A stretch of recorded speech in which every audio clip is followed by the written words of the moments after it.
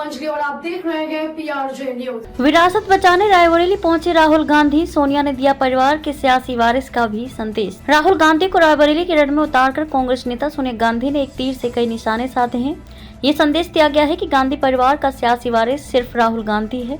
परिवार में double power centre नहीं है। हालांकि प्रियंका के नहीं लड़ने से स्थानीय कांग्रेस कार्यकर्ताओं की ऊर्जा पहले की तरह बनी रहेगी, इस पर संशय है।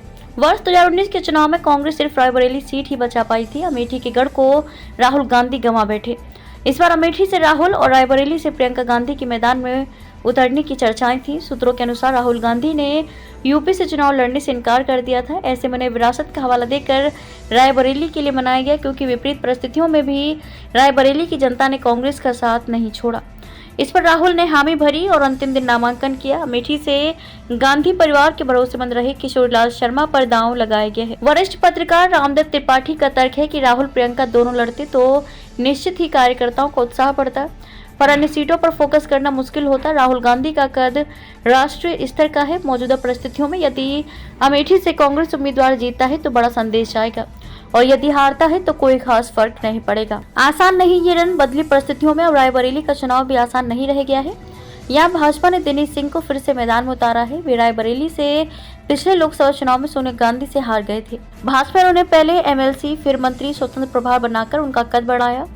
वर्ष 2009 में कांग्रेस को यहाँ 72.23% वोट मिले थे, जबकि 2019 में 55.80% भाजपा 2009 में जहां 3.82% पर थी, वे 2014 में 21.05 और 2019 में 38.36% पर पहुंच गई। अब ऊंचा हार के विधायक मनोज पांडे भी सपा का साथ छोड़कर भाजपा के साथ हैं, इसलिए कांग्रेस के साथ जाने वाले ब्राह्मण वोटों में सेंध लगनी तय है। प्रियंका चुनाव लड़ती तो क्या होता? इस सवाल पर साकेत डिग्री कॉलेज के प्रोफेसर अनिल सिंह कहते हैं, स्थानीय तौर पर भले ही माना जा रहा है कि राहुल प्रियंका के लड़ने से दोनों सीटें हासिल की जा सकती थी, लेकिन राष्ट्रीय परिप्रेक्ष्य प्रियंका का ना लड़ना पार्टी के लिए ज्यादा फायदेमंद है। वे स्टार प्रचारक के रूप में सभी सीटों पर प्रचार कर सकेंगे, यानी नुकसान कम और फायदा ज्यादा है। दूसरी तरफ भाजपा की कांग्रेस को उसको घर में ही घेरने की रणनीति भी विफल हुई है। राहुल ने अमेठी क्यों छोड़ी? वरिष्ठ पत्रकार राज खन्ना इस सवाल पर कहते हैं कि राहुल गांधी 2019 की हार के बाद क्षेत्र को भूल गए। ये सवाल उनकी प्रतिद्वंदी स्मृति ईरानी ही नहीं बल्कि तमाम मुखर मतदाता भी करते हैं।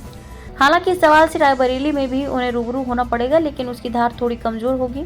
समर्थक भले ही न माने, लेकिन सच यही है कि अमेठी में गांधी परिवार का प्रभाव कुछ कम हुआ है। इंदिरा और संजय भी हारे थे। वरिष्ठ पत्रकार राज खन्ना कहते हैं कि 1977 के चुनाव में अमेठी से संजय गांधी भी हारे थे, लेकिन मतदाताओं से जुड़ाव कायम रखते हुए 1980 में जीत गए थे। 1977 में हारने के बाद 1980 में इंदिरा गांधी रायबरेली और आंध्र प्रदेश के मेडक से जीती थी। इंदिरा ने रायबरेली छोड़ी तो उपचुनाव में अरुण नेहरू जीते थे। राहुल केंद्रित रहे चुनाव, इसलिए प्रियंका नहीं उतरी मैदान में। पार्टी महासचिव जयराम रमेश का कहना है कि कांग्रेस का चुनावी अभियान कुशलता से चलाने के लिए ही प्रियंका गांधी को चुनावी लड़ाई में नहीं उतारा गया है। हालांकि उनके चुनाव नहीं लड़ने का बड़ा कारण वंशवाद के आरोप हैं। सोनिया पहले ही राज्यसभा सदस्य हैं, राहुल चुनाव लड़ रहे हैं और अगर प्रियंका भी लड़ती हैं तो भाजपा को कांग्रेस के खिलाफ वंशवाद को लेकर हमले तेज करने का मौका मिल जाता। यही नहीं, कांग्रेस इस चुनाव को राहुल केंद्रित करना चाहती थी, इसलिए परिवार ने तय किया कि प्रियंका चुनाव नहीं लड़ेंगी। कहा जा रहा है कि दोनों सीटें जीतने पर राहुल रायबरेली छोड़ सकते हैं। इसके बाद उपचुनाव में प्रियंका को उतार कर संसद भेजने की तैयारी है। खबरों में अब तक लिए बस इतना ही। मिलते हैं फिर ऐसी ही बड़ी खबर के साथ। तब तक लिए नमस्कार और देखते रहिए PRJ न्यूज। अगर आपको वीडियो पसंद आई हो तो लाइक, कमेंट व शेयर करें और हमारे YouTube चैनल PRJ न्यूज को सब्सक्राइब कर बेल आइकन को प्रेस करें।